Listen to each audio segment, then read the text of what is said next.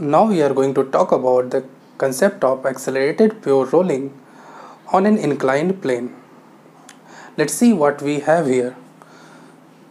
यहाँ पर हमारे पास एक inclined plane है which is making an angle theta with the horizontal direction. हमारे पास एक sphere है, solid sphere है जिसका कि mass small m है और जिसका कि radius है capital R. Plane of the incline is rough and coefficient of surface on this plane is mu. जैसे ही आप इस स्फीयर को यहाँ पर रिलीज़ करेंगे you will see that it starts to accelerate. तो आपको इस स्फीयर का एक्सेलरेशन निकालना है एंड ऑल्सो इस स्फीयर पे कितना फोर्स ऑफ फ्रिक्शन लगेगा ड्यूरिंग द रोलिंग. तो फिर आइए इसको हम निकालते हैं. सबसे पहला अप्रोच यहाँ पर यही है कि इस स्फीयर पे आप जो भी फोर्सेस लग रहे हैं उसको आप शो कीजिए. देखिए इसके इस स्फीयर के सेंटर से वर्टिकली डाउनवर्ड डायरेक्शन में mg लगेगा. Gravitational force. दूसरा फोर्स इस स्फीयर पे जो लगाएगा वो इंक्लाइंड प्लेन लगाएगा normal to the surface. This is normal reaction applied by the inclined plane on this sphere. This will be perpendicular to the inclined plane. अब यहाँ पर देखिए ये दोनों फोर्सेस जो हैं mg और नॉर्मल रिएक्शन दोनों क्या है इस स्फीयर के सेंटर से पास कर रहा है. तो दोनों का इस सेंटर के अबाउट क्या कुछ टॉर्क होगा? Answer is no, because both the forces are passing through the centre of this sphere and that's why they won't produce any torque about the center. आप देखेंगे कि during rolling this sphere has angular acceleration. क्योंकि इसकी angular speed क्या है, angular velocity बढ़ती जाएगी जैसे जैसे ये नीचे जाते हैं. इसका मतलब there is angular acceleration. Angular acceleration जो है वो यहाँ पर clockwise anti clockwise direction में होगा, this alpha. अब इस एंटी क्लॉकवाइज एंगुलर एक्सेलेरेशन के लिए एक टॉर्क चाहिए about the centre of mass and that torque can only be provided by the force of friction. Anti clockwise में टॉर्क प्रोड्यूस करने के लिए फोर्स ऑफ फ्रिक्शन को पीछे लगना पड़ेगा.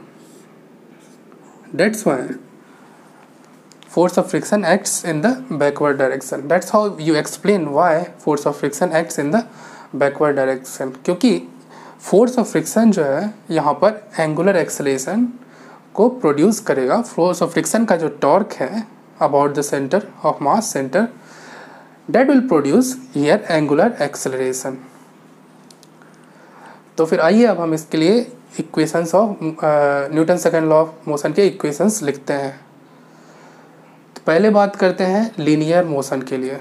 लीनियर मोशन में ये मान लीजिए कि ये along the inclined A acceleration से एक्सेलरेट कर रहा है. mg का कंपोनेंट ले लीजिए यहाँ पर. This angle will be theta. तो इस डायरेक्शन में mg का जो कंपोनेंट होगा that will B mg cos theta.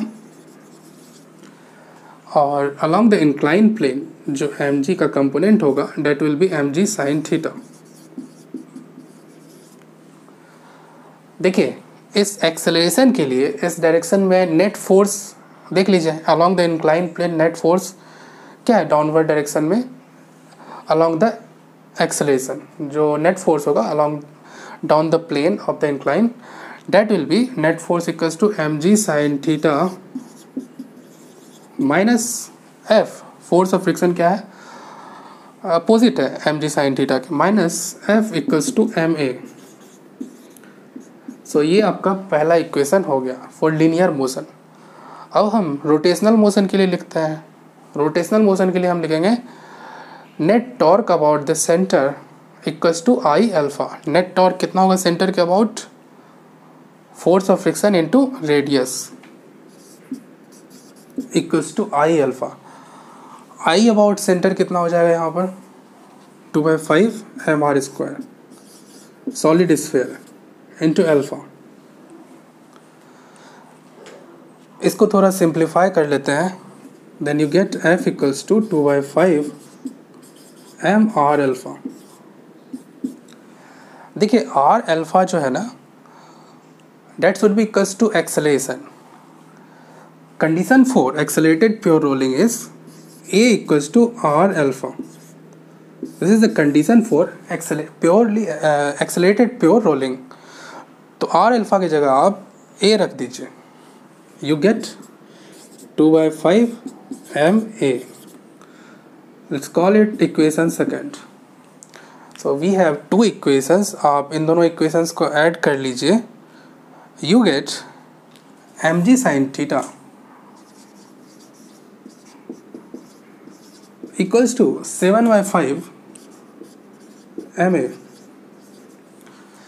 इन दोनों equations को add कर लीजिए तो आपको यहाँ पर 7/5 MA मिल जाएगा और लेफ्ट साइड में mg sin थीटा। यहाँ से आपको एक्सेलेरेशन मिल गया और acceleration will be 5/7 into g sine theta.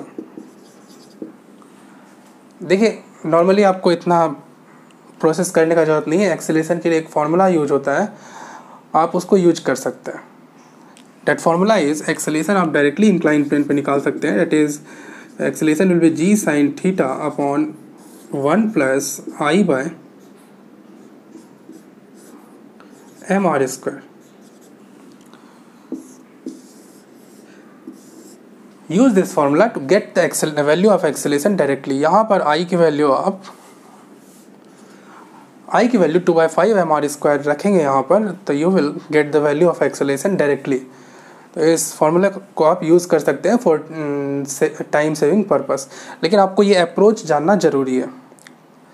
Once you get the acceleration, value of acceleration, आप फोर्स ऑफ फ्रिक्शन निकाल सकते हैं बाय यूजिंग दिस फार्मूला।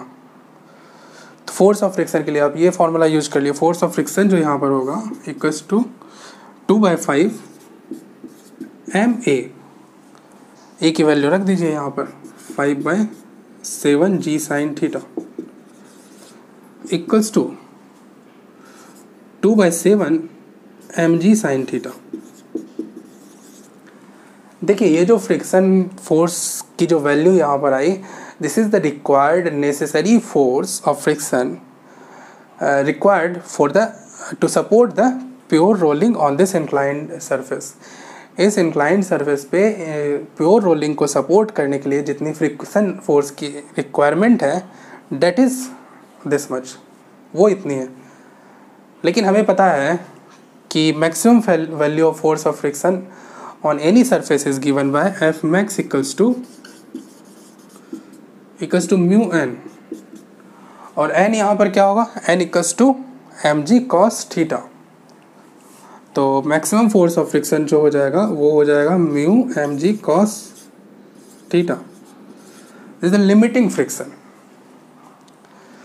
तो लिमिटिंग फ्रिक्शन से इस फ्रिक्शन की वैल्यू कम होनी चाहिए। जो फ्रिक्शन जो हमें सपोर्ट करना है, friction that is required to support the pure rolling, that should be less than equal to limiting friction. तभी जाके ऐसा पॉसिबल है।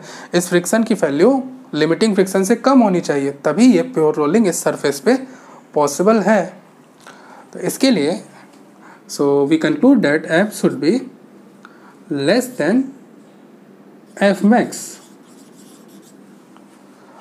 और यहाँ पर 2/7 mg sine theta should be less than mu mg cos theta.